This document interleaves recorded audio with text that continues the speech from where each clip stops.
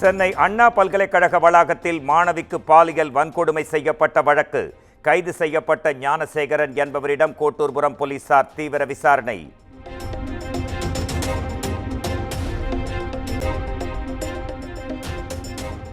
கைது செய்யப்பட்ட ஞானசேகரன் மீது 10க்கும் மேற்பட்ட வழக்குகள் நிலுவையில் இருப்பதாக தகவல். கோட்டூர்புரம் மண்டபம் தெருவில் பிரியாணி கடை நடத்தி வருவதாகவும் முதற்கட்ட விசாரணையில் தகவல்.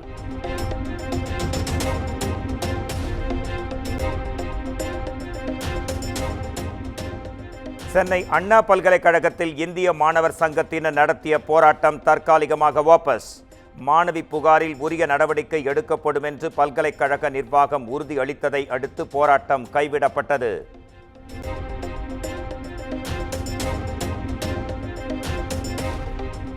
அண்ணா பல்கலைக்கழகம் வியாழனன்று வழக்கம் போல் இயங்கும். மாணவியின் பாலியல் புகாரால் அலுவல் பணிகள் நடைபெறுமா என்ற சந்தேகம் எழுந்த நிலையில் அறிவிப்பு.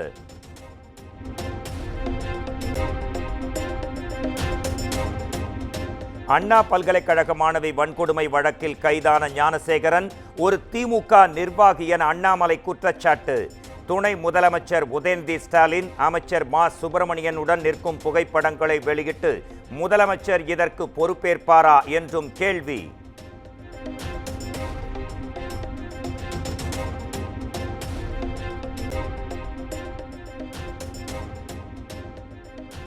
ஒரு தனிப்பட்ட மாணவி பாதிக்கப்பட்டுள்ளதை சிலர் அரசியலாக்க நினைக்கிறார்கள்.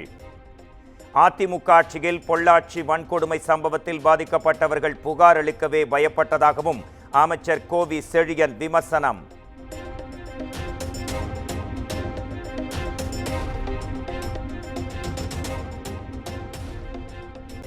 அண்ணா பல்கலைக்கழக சம்பவம் தமிழகத்தின் சட்டம் ஒழுங்கு பின்னோக்கி இருப்பதை காட்டுகிறது. குற்றவாளிகளை கைது செய்து உச்சபட்ச சட்டப்பூர்வ தண்டனை வழங்க எடப்பாடி பழனிசாமி வலியுறுத்தல்.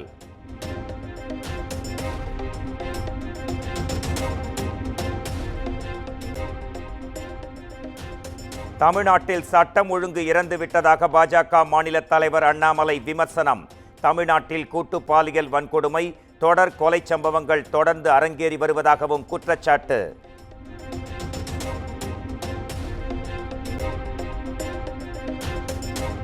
அண்ணா பல்கலைக்கழகத்தில் மாணவி பாலியல் வன்கொடுமைக்கு உள்ளாகி இருக்கும் செய்தி அதிர்ச்சியையும் வேதனையையும் அளிக்கிறது. குற்றவாளி கைது செய்யப்பட்டிருந்தாலும் உரிய நடவடிக்கை எடுக்க வேண்டும் என்றும் தமிழக வெற்றி கழக தலைவர் விஜய் எக்ஸ் தளத்தில் பதிவு.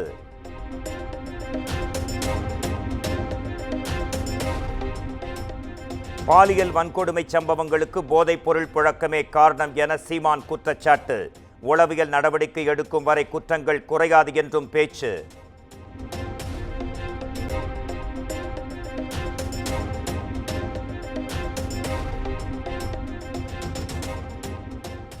திமுக ஆட்சியில் தலைகுனிந்து தள்ளாடும் தமிழகத்துக்கு கைத்தடி தேவைதான். பெரியார் நினைவு நாளில் முதலமைச்சருக்கு கைத்தடி வழங்கப்பட்டதை குறிப்பிட்டு தமிழிசை சவுந்தரராஜன் விமர்சனம்.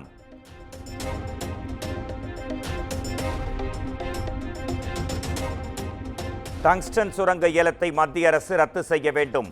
திட்டத்தை முழுமையாக கைவிடவும் தமிழ்நாடு நீர்வளத்துறை அமைச்சர் துரைமுருகன் வலியுறுத்தல்.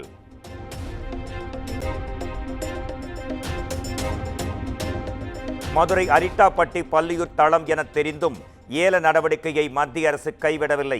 மாநில அரசின் எதிர்ப்பையும் கவனத்தில் கொள்ளவில்லை என அமைச்சர் துரைமுருகன் குற்றச்சாட்டு.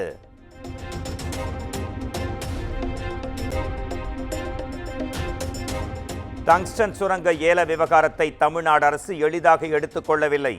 ஏலத்தால் சட்டம் ஒழுங்கு சீரழியும் என 2023ஆம் ஆண்டு மத்திய அரசுக்கு தான் கடிதம் எழுதியிருந்ததாக அமைச்சர் துரைமுருகன் விளக்கம்.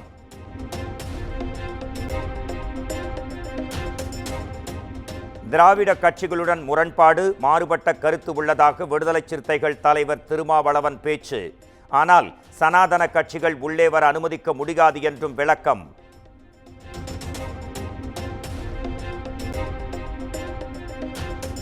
குடும்பத்தை மட்டும் நினைப்பவர் பதவிக்கு வந்தால் அவரது மகன்தான் துணை முதலமைச்சராக வர முடியும். உதயநிதி ஸ்டாலினை மறைமுகமாக சாடிய எச் ராஜா.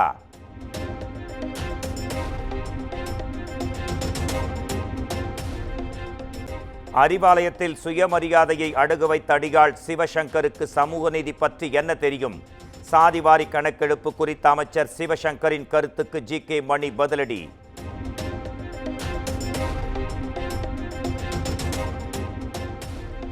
தமிழகத்தில் சாதிவாரி கணக்கெடுப்பை நடத்த முதலமைச்சர் மு.க. ஸ்டாலினுக்கு பயம்.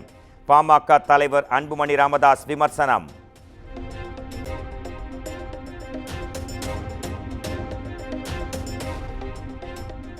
சென்னை புழல் சிறையில் உள்ள காகித சேமிப்பு கிடங்கில் ஏற்பட்ட பயங்கர தீ விபத்து. காகிதங்களை அரைத்து அட்டை தயாரிப்பதற்காக சேமிக்கும் இடத்தில் தீ விபத்து ஏற்பட்டதாக தகவல்.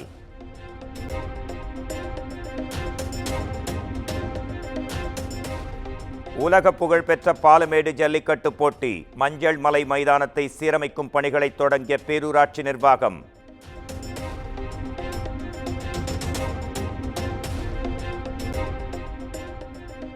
கடலூரில் கடற்கரைக்கு வந்த பெண்களிடம் அத்துமீறல். இரு தரப்பினர் இடையே தகராறு.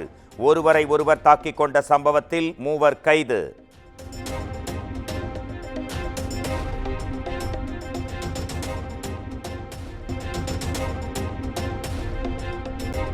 ஜெயங்கொண்டம் அருகே ஏரியில் மூழ்கி 11ஆம் வகுப்பு பள்ளி மாணவன் உயிரிழப்பு. நண்பர்களுடன் தனது பிறந்த நாளை கொண்டாட ஏரிக்கு சென்ற போது நிகழ்ந்த சோகச் சம்பவம்.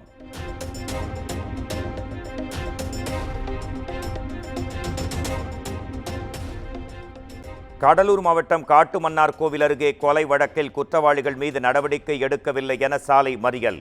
காதல் விவகாரத்தில் மகனை அடிக்க வந்தவர்களை தந்தை தடுத்த போது தவறி விழுந்து நபர் ஒருவர் பரிதாபமாக உயிரிழப்பு.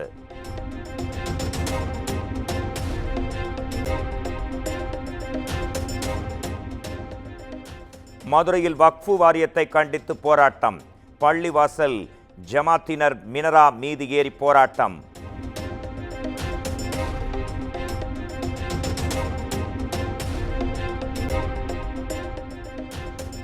சென்னையில் செவ்வாய்க்கிழமை இரவு பைக் ரேஸில் ஈடுபட்ட இளைஞர்கள். 48 இருசக்கர வாகனங்களை பறிமுதல் செய்து போலீசார் விசாரணை.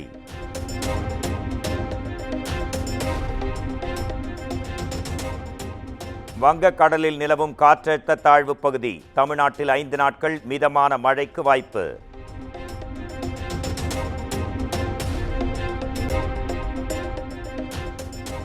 மத்திய பிரதேசத்தில் கென் பேட்வா ஆகிய நதிகள் இணைப்புக்கான தேசிய திட்டத்திற்கு பிரதமர் நரேந்திர மோடி அடிக்கல். பல்வேறு நிறைவடைந்த திட்டங்களையும் தொடங்கி வைத்தார்.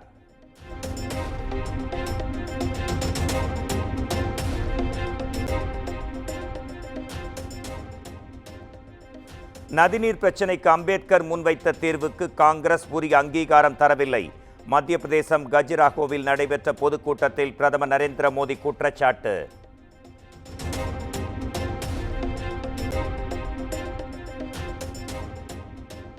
டெல்லி புதிய நாடாளுமன்ற கட்டடம் அருகே இளைஞர் ஒருவர் தீக்குளித்து தற்கொலைக்கு முயற்சி.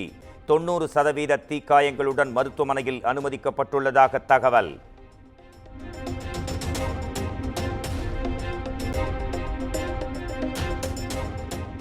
புஷ்பா 2 கூட்ட நெரிசலில் உயிரிழந்த பெண்ணின் குடும்பத்திற்கு 2 கோடி ரூபாய் நிதி உதவி. அல்லு அர்ஜுன் மற்றும் படக்குழு சார்பில் வழங்கப்பட்டது.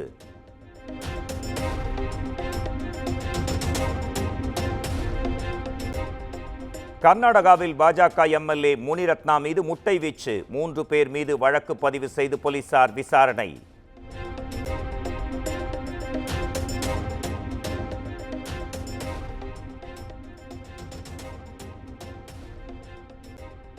கசகஸ்தானில் விமானம் தரையிறங்கும் போது விபத்தில் சிக்கியது. 42 பேர் உயிரிழந்த நிலையில் 20க்கும் மேற்பட்டோர் காயம்.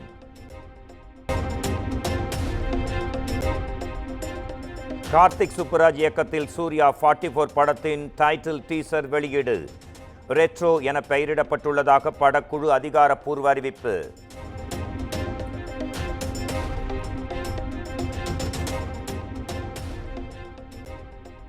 நடிகர் அஜித் நடிக்கும் விடாமுயற்சி படத்தின் முதல் பாடல் வெள்ளிக்கிழமையன்று வெளியாகும் என படக்குழு அறிவிப்பு.